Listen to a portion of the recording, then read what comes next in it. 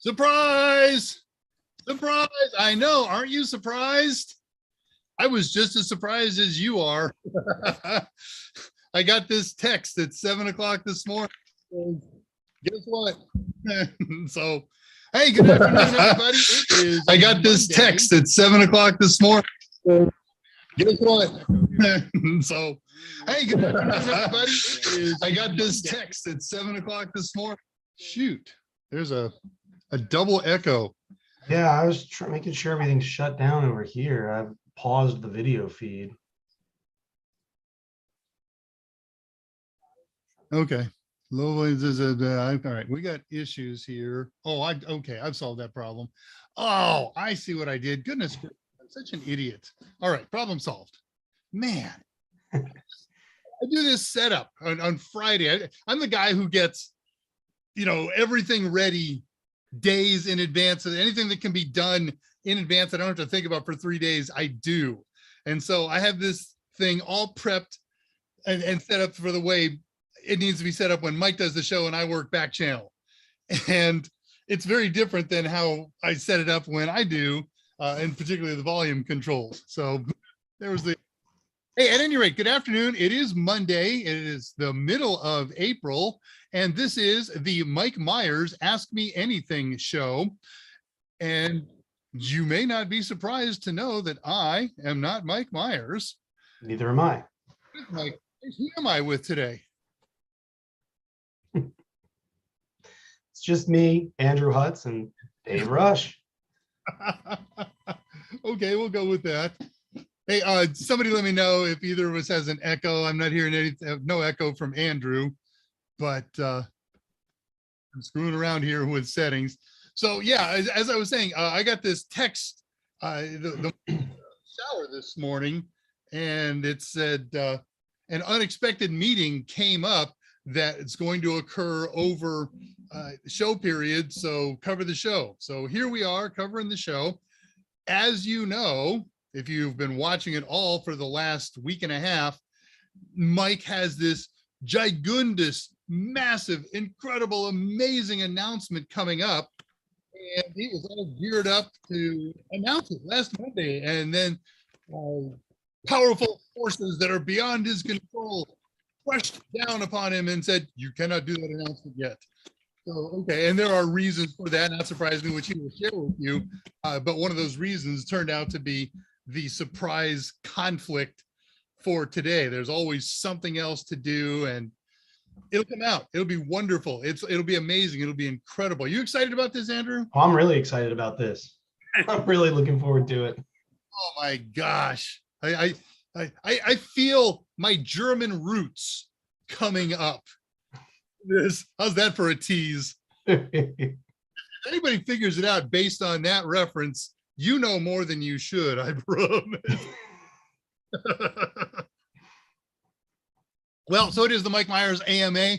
I am David Rush. I'm the senior instructor at Total Seminars. Andrew Hutz is? I'm an editor at Total Seminars, and I also do a lot with this back channel here, and I work on some of the other products. So I'm happy with it. I think everybody else is happy with it. I hope you guys are happy with it. And if not, well, I don't know what to tell you. This happens to everybody who becomes part of Total Seminars. You wear a hat. Hey, we'd like you to come in as an editor. Very good. Mm-hmm. Oh, wait a minute. You can write. Put your writer hat on. Oh, you can. And right now, Andrew's neck, which used to be this tall, is now. It's shrinking. Yeah, it's definitely shortening. Well, I don't do this from notes when I do Mike's show. So let's just take a look around, see who's here and what everybody has to say. Don Odinga is here, who is psyched. He got here 43 minutes before the show started. By the way, if you're not toggle timestamps on, the 3-dot kebab in the right-hand corner of the YouTube chat, and you'll see what time we're talking about. So you'll know if we've gotten to your question yet, or if we missed it. And if we do miss it, post it again. But if we haven't missed it, don't post it again yet. Take your time. We'll get there. You might also want to change the top chat to live chat. Top chat, YouTube does its own little bit of filtering, and your answer may get filtered out. if you don't have live chat on when it comes time for the big contest. Okay, so I see Don's got a question down road. We'll Tullowit is here. Number 2 today, Tullowit. Good to see you, my friend. Jay Cheris, 24. For me, good afternoon. Very good. And for us, good afternoon. Indeed it is. Don Odinga, please expound more on PAT and DNAT and what's preferred in an enterprise situation. And I want to do a little follow-up on that before we dive into the answer to that. Jay Harris says, are you talking about port address translation and dynamic network address translation? So yes, that is what he's talking about. And no, that's not what he's talking about. I want to fix something here right off the bat, Jay Cheris. There is no such thing. Sorry, there is. Never mind. I read it wrong. Okay. There is this incredible confusion out there about DNAT and SNAT. People have them as source NAT and destination NAT, and nothing exists. Okay. So there is static NAT and there is dynamic NAT, SNAT and DNAT. So, okay. Just want to make sure that we're all clarified on that. Now, Don Odinga, expound more on PAT and DNAT. That's not the question that you want to ask. I'm going to answer that question, but I'm going to give you a chance to focus your question after my answer here. PAT is a form of DNAT. Okay, real simple, real straightforward. PAT simply says port address translation. We're going to take one public IP address and we're going to share it among a whole bunch of hosts, 2 or more. I guess you could even do it with just one. We're going to share it though with public IP hosts.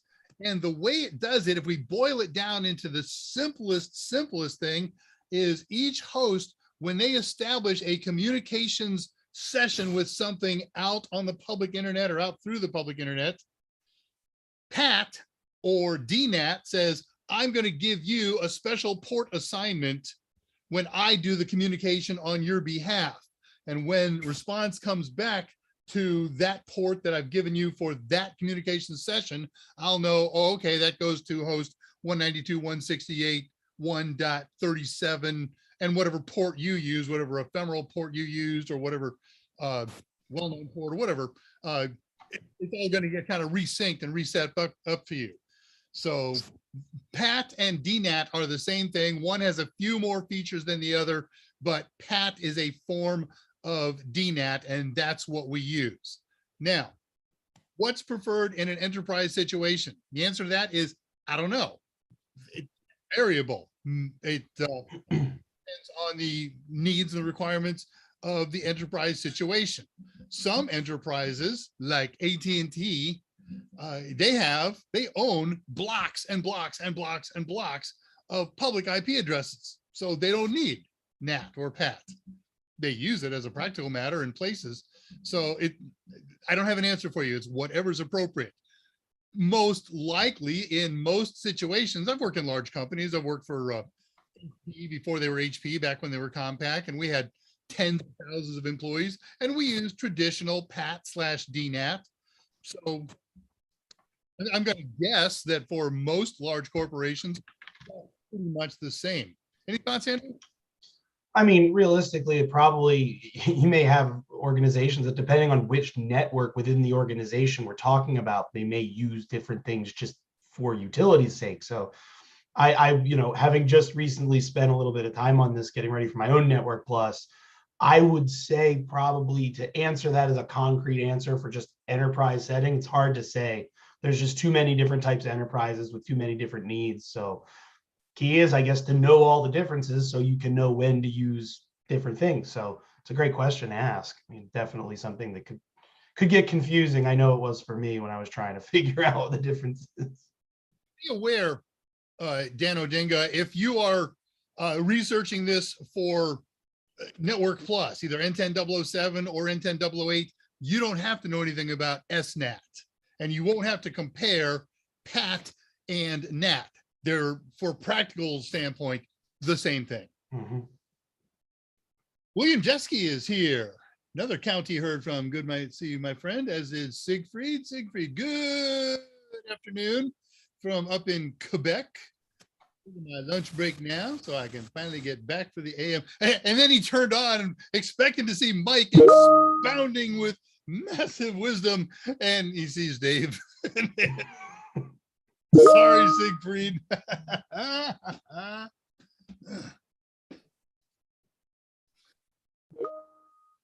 Okay, Anno Dingo. Hi, Mike. Also want to take the exam as soon as possible.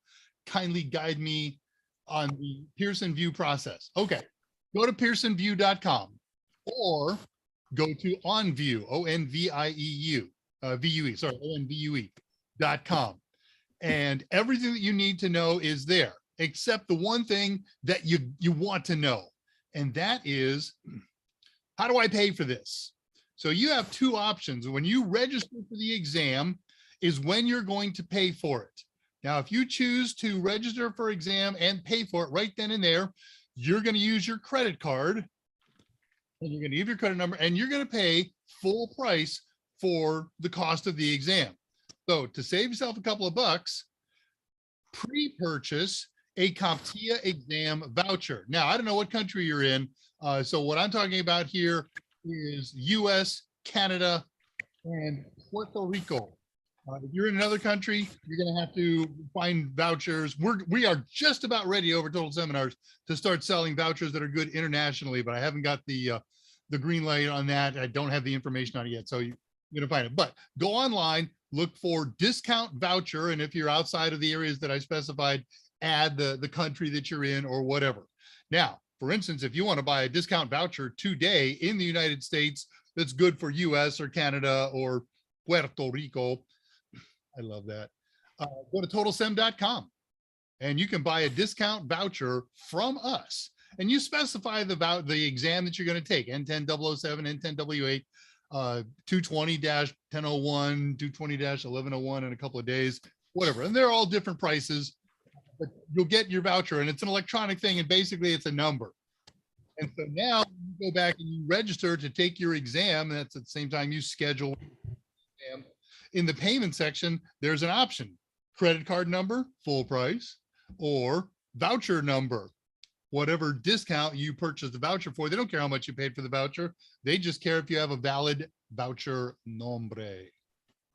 And that, you know, at that time when you fill it out, you'll specify where you want to take it. Are you doing this as an at-home test? Are you doing this as an on-site test? Just follow their instructions. Enable. You've taken one recently, yes, Andrew? I haven't taken one recently, but I saw that question a few minutes ago, so I went looking, and it actually turns out that most of the process is the same, but apparently as of the 21st of December or something of this past year, the online has changed, and now it does a single sign-on through CompTIA's site. So you still use Pearson View and everything on View. So I'm going to share a link that gives a step-by-step down in the chat, because the process has changed slightly. All the stuff Dave said about getting your vouchers and everything is the same, but where you actually log in and schedule the test is through CompTIA's site. So I'll put that down here in the chat for everybody. And then, yeah, that should be pretty helpful. Reading messages here. Andrew and I both posted welcomes. Don is talking to Siegfried and they're talking back. What a waste. We're getting here. I would like Mike himself to guide. Sorry, he's not available. You're stuck with us. And you know, the cool thing is we love Mike. We work for Mike, but we like him too. But we have way more hair than he is. So, you know, if you want much less shine on your screen, catch us when we I didn't say that out loud, did I? I didn't hear anything. Yeah. Nine, who got here just before the show started. TD Washington sees us both. Thank you, TD. And Eloy Yehosim, greetings to you. Hi, everyone. Here we go. Yep, on the hour, on time. Infinite echo. Yeah, my fault. Stupid. But it happens. Hey, guys.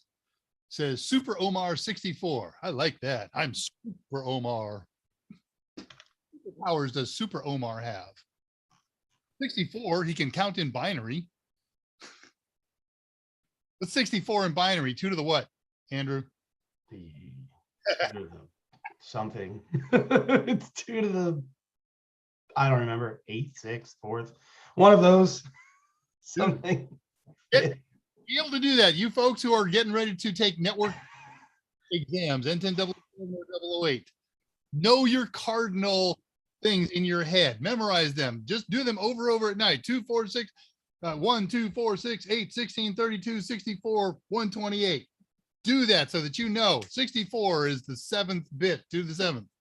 It will just help you out so much when you do CIDR and subnetting and things like that. If you can do that quick. Also, just as a heads up, everybody, we've got just for showing up, there's 50% off on ebook and total tester bundles. So that's for the A+, Net+, Sec+, CYSA pen test, and AWS certification. So there's a code silver at checkout at TotalSem. So that's posted up in the chat for you. So great opportunity to pick up some very reasonably priced study materials. So I highly recommend you check those out when you get the opportunity. Our prices are already insane. So you make this bundle, you get an ebook, you get the matching total tester, you put them both in the checkout basket. Check out, use that code that Andrew just said, silver, and you get them off for 50%. Get them 50% off. They're already low price. We're almost giving them away at that price. And my favorite disclaimer is that I use them to pass my certs before I worked here. So I'm not just shilling for the product. I've actually used them and they do work. I could do 20 minutes on why our total tester is so good. There are competitors out there and they have good products. We think ours are the best, and there's some compelling reasons why. There's some good arguments for it. Different. All right. So anyways, back to Super Omar 64's question. Hey guys, I'm taking my Core 2 A+ exam soon. Wish me luck. I wish you the best of luck, my friend. Absolutely. Good luck, man. My old friend Muhammad El Abayad is here. Greetings. Echo is gone. Yeah, I know. Echo is she wasn't a Greek goddess. She was a muse. I think that's right. Goddesses. Oh, thanks, J Charles 24. Go ahead, do that weeping that Mike's not here. No, 2 of them, because Andrew and Dave. Double tears. Feeling good about myself. Savage is here doing Jigundas. Oh, I love that word. This is the bag. Eat a good meal. Okay. Good advice. I drink heavily, but to each their.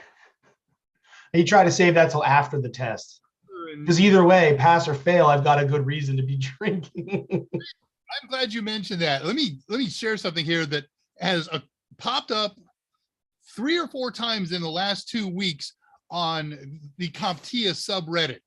People have completed their test. They hit the big final submit button and they're waiting for their score to come up, or they're waiting for to finish the little survey that comes up at the end. And there are a couple of guys who reported, oh man, I was so excited. There was my score and it said I passed. And I jumped out of my chair, I reached back, I grabbed my cell phone or whatever, and I took a picture of my score, and I got canceled. And some of them with back and forth for a few days to a few weeks to get that fixed, until you break your connection and you're done and you can't talk to them anymore and they can't see you anymore.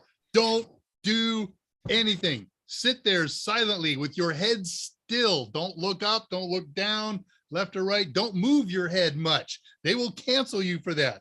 And some won't. That's the weird thing. There's a lot of inconsistency that the proctors use when you're doing home-based exams. But I got scolded, actually. It didn't get canceled, but when I finished Security Plus, I made a comment, I was like, yes. And I said something, and they said, please refrain from speaking until test was done, passed. I already knew. And they still were like, don't say anything. So yeah, they'll watch you like a hawk. So just hang on to it. Act like you've been there before. And then when the connection is done, wah! Exactly. Set off your fireworks, your party poppers, whatever. Pour a shot of whatever you enjoy. Water, of course. Siegfried agrees with you at 204. He likes the practice test. Super Omar is fasting because it's Ramadan, but trust me, I've been studying like mad. Just went over answers from practice exam and not from total seminars, but from Dion. Okay, good luck with that. Yeah. I'll tell you what, let me give you a thought about that. There are lots of people who compare and contrast the three big name practice providers over on the CompTIA Reddit. And one of the things that I've seen a lot lately is I'm getting in the 80s on Dion's tests. I'm going to take the test now. Not many people are passing if you're only getting 80s on Dion's. Okay. If you're going to play with him, play with higher numbers before. There are people who have passed, but it's obviously people who either got a little bit lucky or knew some more before they walked into the store. Mm-hmm. Don't sell yourself short. If you're using anybody's practice test, do them over and over and over and over and over until you get them memorized, until you get 99.99 every single time you take the test. It's okay. It's really good. And Super Omar, many congratulations on your on it's not congrats, but happy Ramadan to you. I used to live in the Middle East for a couple of years, and they in Saudi, it is so hot during Ramadan and during the Hajj that they have created some special exceptions. You've at least got to get some water down during the day because it's 135 degrees Fahrenheit, sometimes warmer. But enjoy. And I know what goes on after the sundown happens, my friend. Oh, frabjous day, Kalu Calais, Mars Monster. Very good. Kipling, thank you. Brain farting on the awful on that. Jabberwocky. Jabberwock. I remember now. Is it Jabberwocky? Yeah, it's got to be Walkie. You feel duped. Oh, stop it. Don't make me delete you. Trolling here. Oh, Dinga. That's how it goes, man. Not everybody can be here 100% of the time. Especially when you are the president of a company like Total Seminars doing the hugest thing that it's ever done, ever. I expect Mike to be back next week. Anything to the contrary. Let me share a little bit something about that with you, by the way. Mike had a guest, a special guest scheduled to appear. You just went dark, Andrew. There we go. And you're back. Hey. Mike had a special guest. She's been on here before, Jessica Dickerson, who was scheduled to be in studio with Mike today to talk about IT jobs and IT security jobs. She is an IT security professional, zillions of credentials, zillions of great job experience and job providing experience and hunting. So that's been rescheduled, and she's traveling starting this Wednesday, so we're not going to get her in this Wednesday, but she will be in studio with Mike. The current plan is May 2nd. So if you're looking for IT work, I just got an A+, or I'm just about to get A+, or I've got the whole trifecta and I'm not having any luck, watch on May 2nd. They're going to devote the whole show to finding work in IT fields with whatever credentials you're walking in with. Okay, good show. Okay, I super scrolled. I didn't have my, there it is. TD Washington has an interesting question. Where was it going? You take it. All right, so I heard that malicious code in one browser tab can perform actions in another tab without you knowing. Is this true? Does incognito or in private mode prevent this? All yours, bud. If you're now, I'm not sure when you say malicious code. I mean, that I'm not 100% sure I know what you mean by that, but theoretically, I believe that there are scenarios in which it can.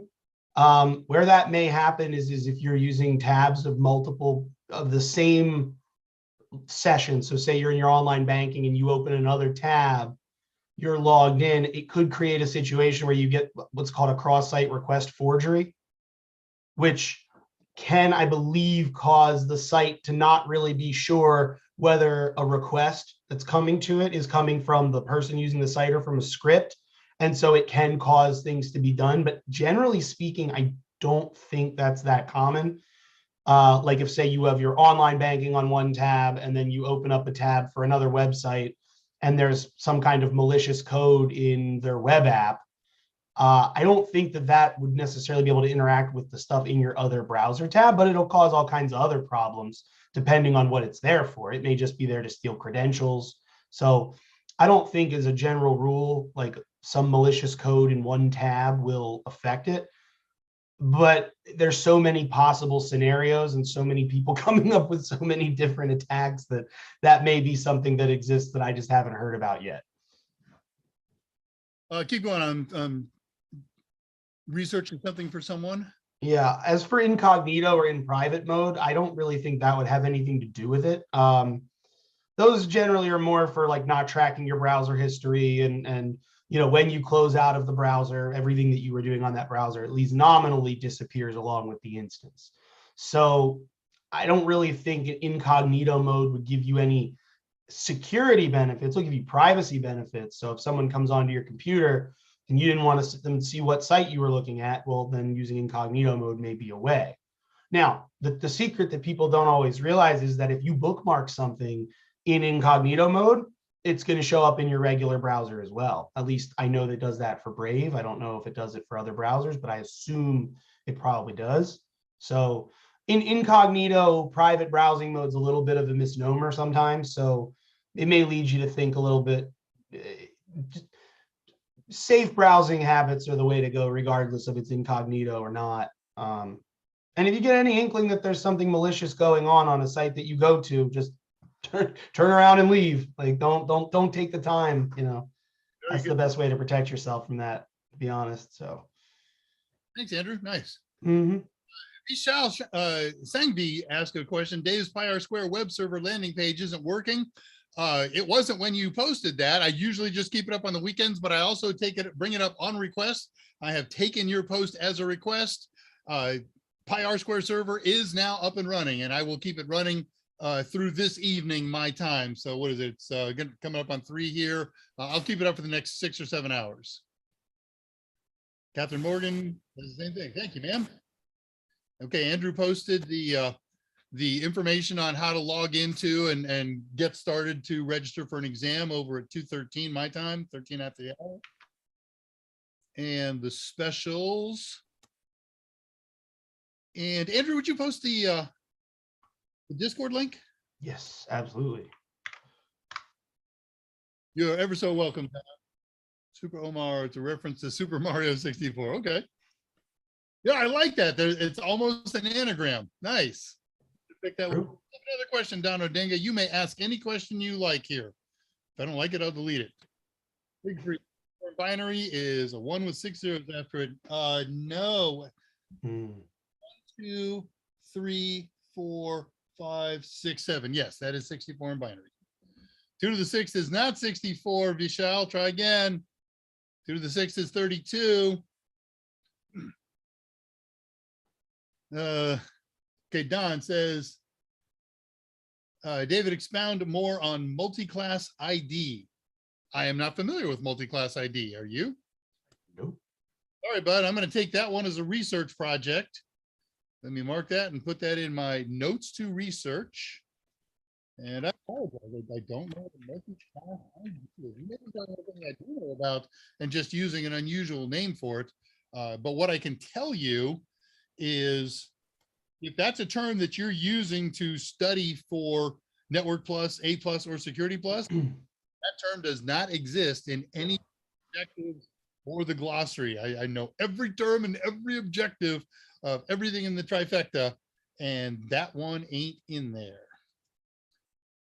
You're on, Andrew, while I go put this in my notes. All right. Let's see.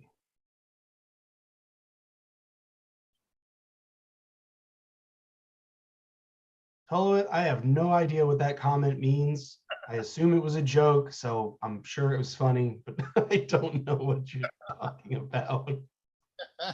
All right. The verse is Cole. Okay, so Cole Doolin has a good question. Should we use the total tester alongside our A+ class or after we complete it? I mean, if you're doing a formal class, to prepare for A plus, well, then the total tester materials absolutely would make a good companion.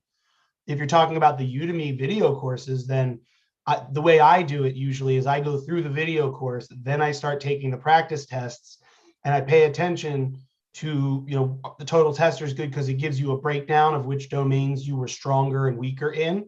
So that way you can go back and see not only which questions you missed, but also the subject matter, and then go back to the videos or open up the book and review the things you were weak on. That's how I usually do it. So I would use the total testers at any time that you feel ready to, but if you're doing an A+ class, then absolutely a good thing to do as a supplementary tool. But I found, honestly, practice questions, if I had to pick only one tool to use to prepare for a cert, the practice questions are always the one that's the most helpful.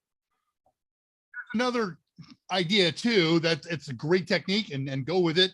One of the nice things about our courses, the book and the Udemy videos, is they identify the domain that they cover. So if you start out with, as a practical matter, section 3 in Udemy, section 1 and 2 are how to and how to study and but section 3 is CPUs, motherboards, RAM, stuff like that.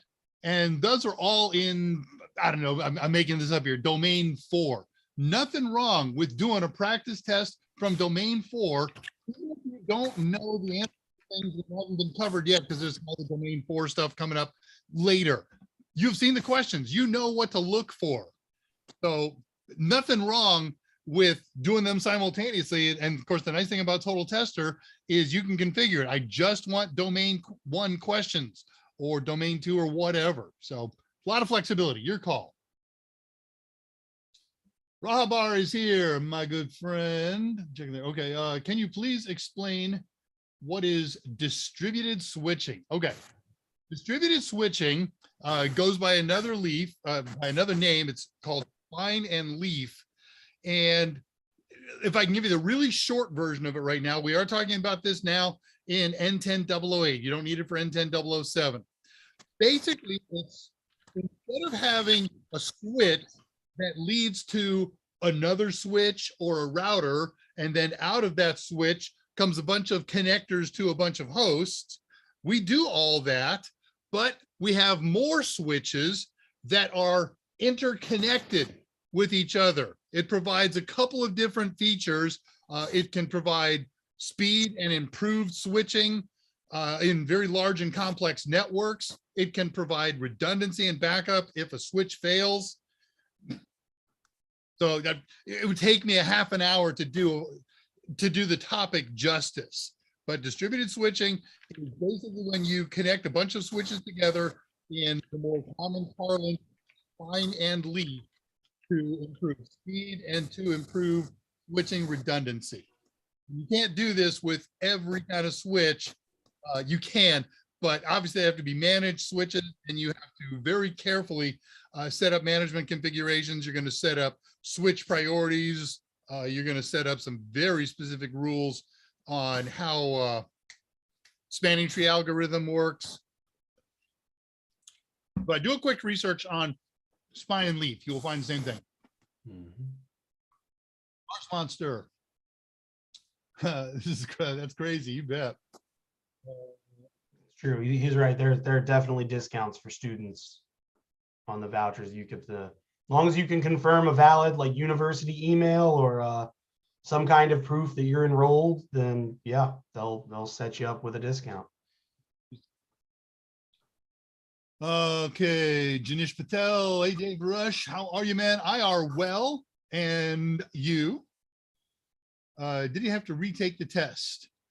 As I said, I think I've seen at least 4 of those in the last 3 weeks, and one of them, the last time that he posted, he had not gotten credit, and everybody's kind of holding their breath, waiting to see if he was going to keep fighting for credit or if he was going to have to retake or what. The other 3 did solve the problem, and they gave them credit ultimately over time, but risk.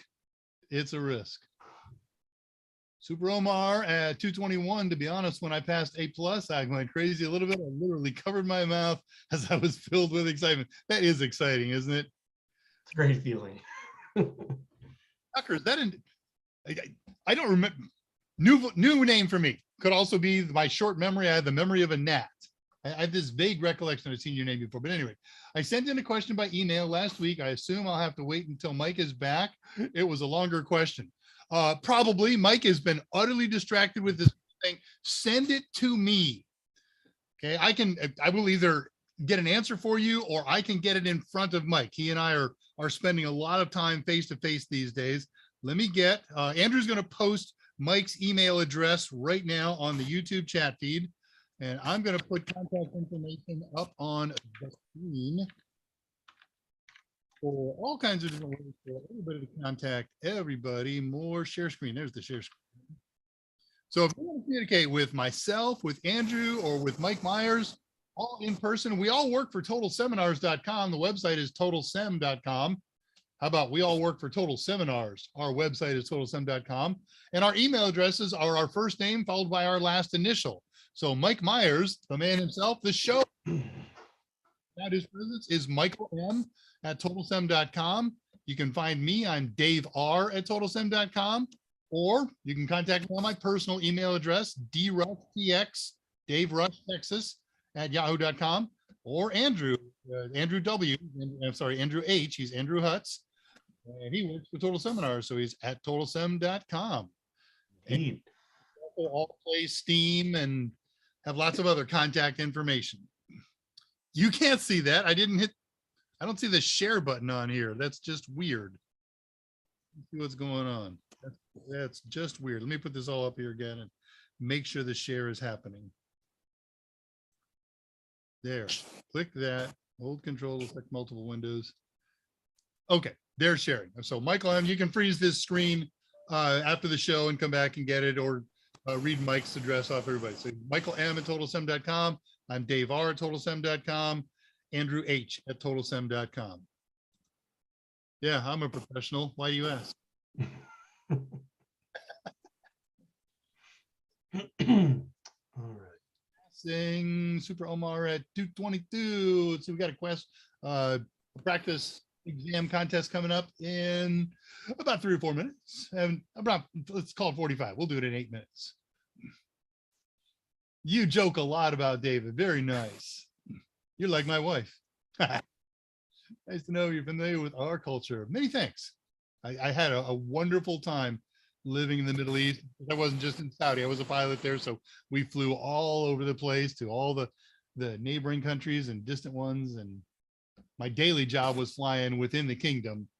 But today we're going to Lahore. That was always fun. Alucard, May 2nd. Be looking forward to it. Good. Paul Doolin is getting answered by Super Omar. So that's cool. Mhm. And who? Worship Work killed his message. Yep. Wasn't me. Don Odinga, sorry, I meant Class D. Class D addresses. Those are multicast addresses. I had a feeling that's what you were asking, but not certain. Okay, a multicast address, those are addresses that start with 224, are used when we're doing live streaming. You don't find that if you're going to watch this on the archive later, you're not going to use multicasting. But if you're watching this live right now, we're multicasting. And so what happens is you contact the YouTube server and the channel that we're on, and you hit the big click, and it assigns you the same multicast IP address that everybody else who's watching this show right now has. And all of the routers between you and it have made a notation of that, where the 224, the multicast request came from, where it's going to, and how to get it back. So now it's just spewing out 224.1.2.3 or whatever everybody's common multicast address is. And that goes to all of the routers associated with all of YouTube's content delivery networks, CDNs, not all of them. If there is a CDN down in Antarctica and nobody in Antarctica has clicked on to watch the show, then that CDN won't be activated. So it's only the CDNs through which people connected to YouTube. And so YouTube only needs to send out one packet per whatever, per second, or 30 packets per second.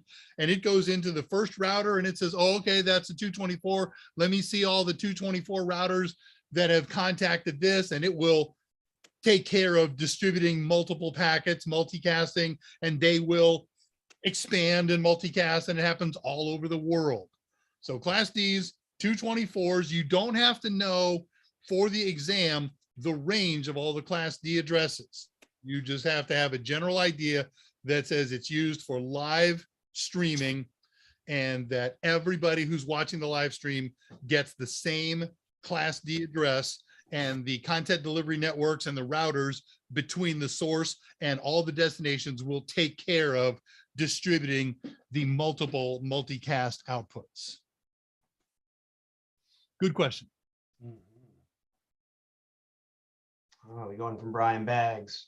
Are you guys still not able to give out vouchers anymore? As of right now, no. That in large part, there's a good bit of conversation that Mike is doing this week with CompTIA, some today and probably some at the end of the week. So today the answer is still no, but I am not calling that program over. I am calling that suspended until or unless somebody puts a hammer to my forehead and said, we've stopped. Mike is confident that his persuasive abilities will get it restored. So yeah. So hopefully it will resume in the future, but just for today, won't be today. TC 2, 4, 8, 16, 32, 64. You're right. 2 to the 6 is 64. 128, 256. Okay. I know why I blew that. Sorry about that. Okay. You're right. Sorry.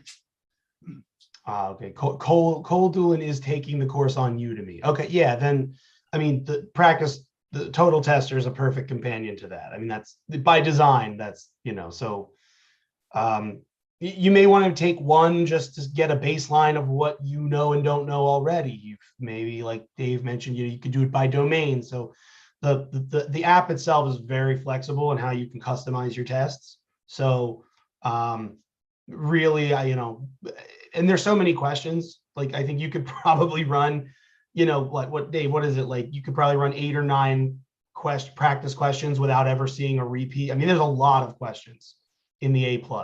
So if you would take them throughout the process, you're not going to be kind of exhausting yourself on the questions before you're ready to start really hammering on them. So go for it with the practice questions. Yeah, absolutely. Okay, so 2 things. I'm going to answer a question from Dan Odinga, and sorry about the up and down volume. It's because I lean back and it goes down, and I lean forward and it goes up. That's bad on my part. I'll try to be a little more conscious of that. 235, Dan Odinga. Hi, Mr. Dave. What course to land you a job, CCNA or A+ or Net Plus or ITIL? None of them.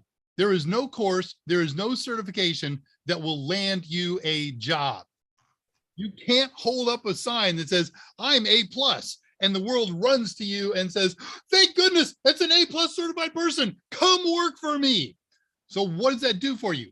It gets your resume higher in the list of applicants than people who don't have it. That's it.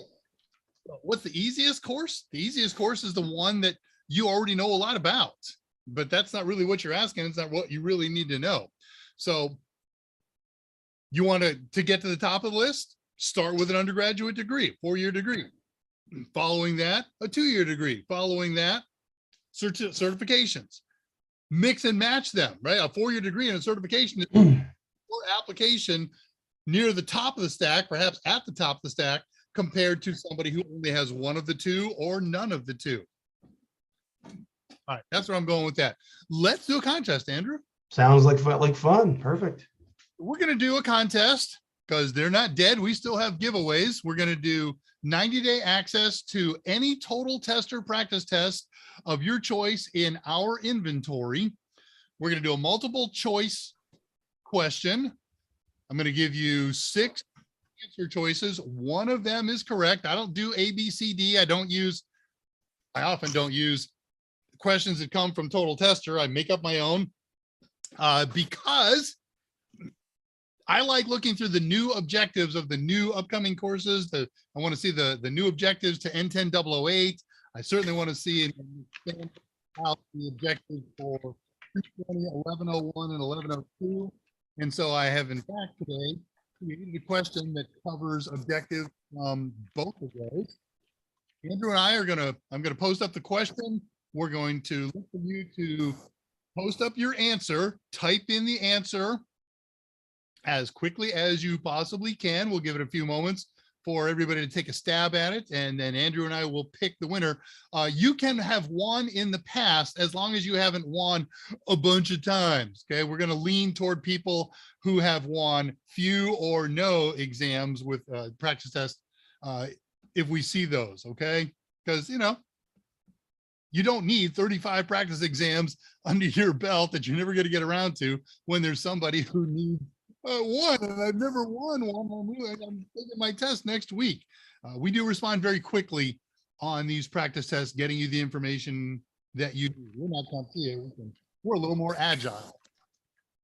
Unless somebody goes on vacation. I wasn't sure if the stuff I sent in last week got handled this morning. I usually get a report on Monday morning. It says all the stuff that got sent in on Friday or over the weekend is done, and I didn't get my usual ones.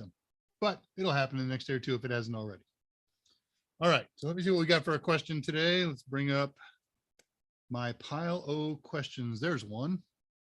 This one I'll actually share with you. This question, as I said, comes from objectives that all match up or align in the new A+ Core 1 2201101, the old or current N10007 Network Plus, and the new N10008 Net Plus. So let me get a share up here. There it is, share screen. And here comes the question. Be ready. Andrew and my judgment is final judgment, right or wrong. Here it comes. All right, question. This is multiple choice. There is one correct answer. Pick the best answer if there's a question in your mind. Question. Which device receives data into a port, then forwards it out another port based on the destination, good word, destination IP address in the data? Your answer choices in alphabetical order are hub, NIC, router, switch, VLAN. I guess there's only 5 choices there, not 6. Okay, which device receives data into a port, then forwards it out another port based on the destination IP address in the data? A hub, a NIC, a router, a switch, or a VLAN? Andrew, you've got the answer on the back channel, right? Mm-hmm. Sure do.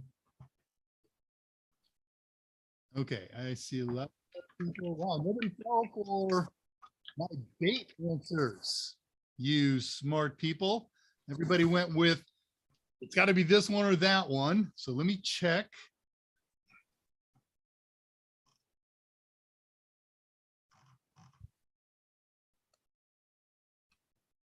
You get the dead air time while I go research names for multiple and singular wins. A lot of answers. Good stuff. Oh. Okay. The first winning answer that I see won in November and won again in January. That one's not going to happen. Let's try this name.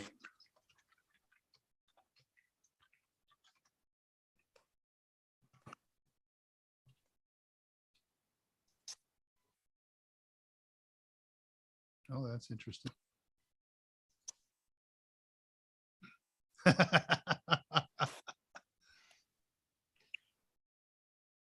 I'll explain what I'm laughing at here in a second. There's a name that I'm looking up that's very common as part of a word.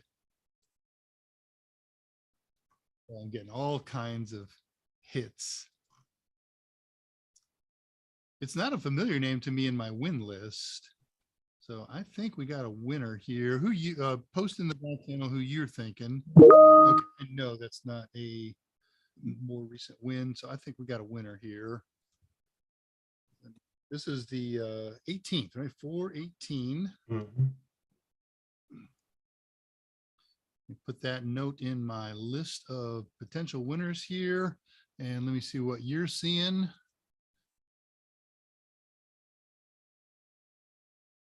What the heck? I'm looking at the back channel of somebody else right now. I haven't seen anything that you've posted. Let me see where that happened. Oh, that's why, because I had to make a plus Andrew. Okay. Okay, so that name that you posted was a multiple winner. So I'm going with the one that's 3 down from that. Yep. Okay. Okay, we have a winner. Tom Pinkerton, you won twice relative to the next winning answer. King Well, who I did not have at all on my winning list. You may have won, things, most get thing, but King Well, congratulations. You are the winner of Total Tester practice test for the next 90 days or from whenever we do the credentials. To find out which total tester you want, just go to totalsem.com and take a look at the list of Total Tester products. And then you're going to send an email to me. Andrew's going to post right now up on the chat feed. Yep, it's all posted up. The instructions are right there for you, King Well, and congratulations. Way to go, man. Second, and another thing. So the answer was router. Routers forward packets to other networks based on looking at network address. Let's look at the other ones real quick and find out why they didn't exist. Hubs don't make forwarding decisions. They take any MAC address and they just spew it out all the other ports. They are a multi-part device, so it's a good start, but no, it doesn't decide. It's just a multi-port repeater. A NIC only has one port. It doesn't forward things. It generates or receives, but it doesn't forward. A router is the right answer. A switch makes forwarding decisions based on MAC addresses, not IP addresses. And VLAN is a function, it's a virtual router, but it still makes its virtualization decisions based on MAC addresses. So congratulations. Use the information that's posted, copy and paste it so you know what to send me. And as a review, you're going to them.com. And in the body of the email, you're going to tell me your YouTube name. I need your real name, your given name first and last. The email address that you want me to send you the access code to. Do not, I got to have an email address in the body of the email, not in the header. I can't use one from the header. By exam number, which practice test you would like. N10 007, N10 008, SY0-601, CV0 002, whatever it is. If you specify the current A plus N10 1001 or N10 1002, that's the one where we will automatically send you both. So you have to specify one of them. You get both automatically. It's a package deal. So congratulations, Super Omar 64. Nice job. What you get for asking a lot of good questions, right? We're watching your name in particular. Exactly. Did anybody bite on any of the other ones? No, routers and switches and switches and routers and routers and switches. And Clairut, who won the other day, Clairut that made a routet. I would have accepted it. Mars Monster, wow, I must be way behind. People are answering and the video hasn't even gotten. Yeah, it depends on where your CDN is. We try to make this where we're entrapped sometimes by the limitations of the YouTube network. Actually, to address something Mars Monster brought up that's pretty cool. It's at for me, it's 3:39, 2:39 Texas time. Mars Monster said another student benefit that I received was that I got Windows Server 2019 Data Center and Visual Studio 2019 Enterprise 100% through an Azure student program. Wow. And just something I said, Brian Baggs, it would sound like a scam, except I can verify that Microsoft is very good about giving people opportunities to try out their operating systems, they have what's called the evaluation center.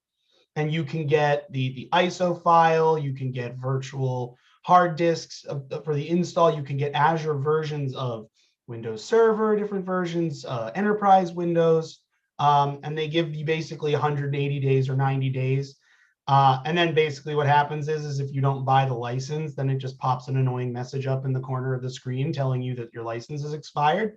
But very, very popular way for people to kind of play test those operating systems, fire them up in a virtual machine, practice things like Active Directory. So definitely not a scam. It's something that Microsoft makes available for anybody to make use of. So very cool tool. Highly recommend you check it out. If if you're going for A+, Net+, doesn't really matter. It's just a really cool resource.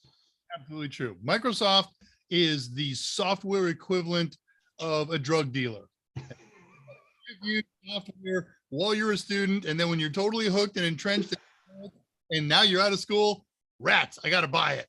one thing I'll say though is be careful with some of those like programs where like with Azure or Amazon Web Services, because they do offer offers and benefits, student things, you get a month free of this. I've heard horror stories though of people who didn't necessarily read the fine print, and 3 months later they've been running a bunch of VMs and realized that they've racked up $5,000-$10,000 worth of the bill. So just when you use those, make absolutely sure that it is a student version, that there's a cutoff. And I've heard people recommend actually you can use some of those like the like online like prepaid debit card kind of thing that you can use, that once it's empty, that people use those specifically to avoid that problem. So something to keep in mind if you're using some of those free cloud hosting programs is that they may not be free forever, and don't get caught without checking. Free stuff. For the free stuff, you have to give a credit card, and they got a free area, but that free area is also time limited. Eventually get to a point that says, hey, you know what, even if you haven't used up all your free resource availability, it's been, however long it is, 6 months or whatever, a year. Now you got to start paying. It's not expensive for most of the things that you're going to play with, but some. Steven's IT Essentials. You can also rearm for 90 days. Some of Microsoft products are rearmable. They're cracking down on that. They're making it harder to do that. Hey, we're just about done here. We got about 3 minutes left of show. Let's get to the last of the questions here. I see the one that you're doing here. Choco Taco says, oh, Mars Monster's been using it for over a year. Cool. Choco Taco at 256. I got a Windows Server 22 and got it running in V this weekend. Okay, wonderful. Learn how to set up a DNS server. Very nice. More sophisticated DNS server than you will ever get in most other kind of built-in pre-built products. Same thing for their DHCP server. So wonderful. I would not set up a DNS server. Is that true? No. A DNS server running within Windows servers in one of their VMs is absolutely great. But for those of you who don't want the complexity of setting up a DNS server in Windows Server environment, Raspberry Pi and Unbound. Speaking of which, Mike's got his show again on Wednesday. Presumably he'll be here. And then every Friday, Andrew and I get together on the same channel, same time, and we do drama, Dave Rush, Ask Me Anything, where we talk about how to use Raspberry Pis as tools in our continued studies for various certifications, CompTIA and other. This week I'm doing an expansion on scripting, on an expansion of Bash scripting. We're going to do what's called Whiptail. If you've ever played in Linux and you've seen those little menus that have a blue background and a black box and white filling in the black box, and you can arrow down and select things, that's Whiptails. I'm going to show you how to do Whiptail this Friday. Yes, of course, Choco Talk. You always do that in the DM. Nikash Nandu. I love how they do this. They just do not care that we show. Oh, Mars Monster. If no credit card was necessary for any of those, and that's something through Microsoft, that would be something great to share up in the Discord, because there are a lot of people who might enjoy being able to make use of that.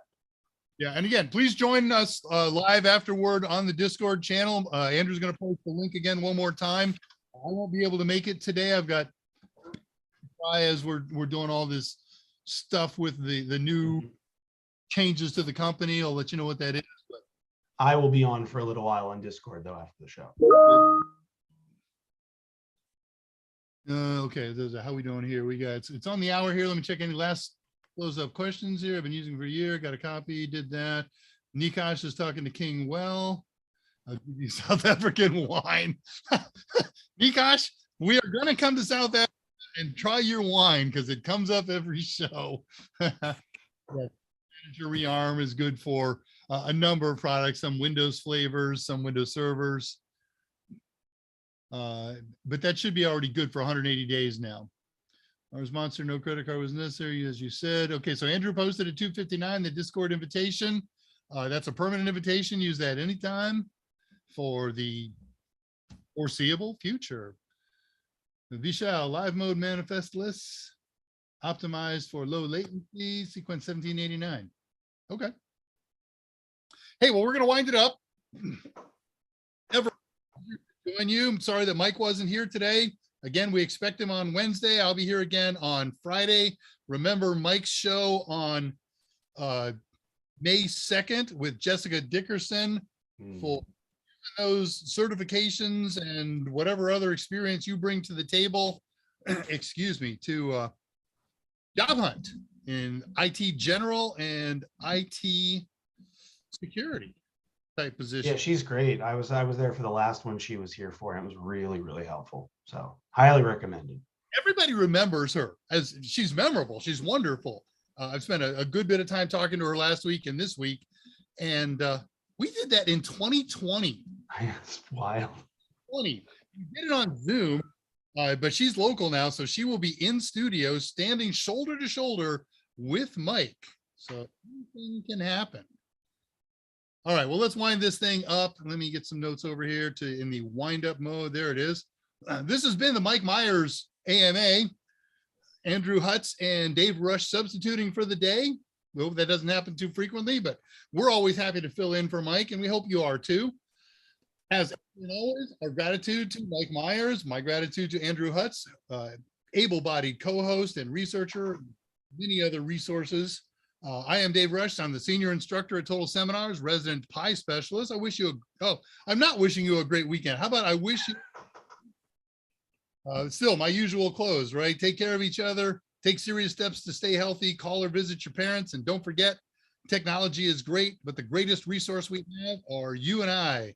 And so with that, hopefully they'll see you on Discord, and we'll see you again on Wednesday. Till then, we are out of here.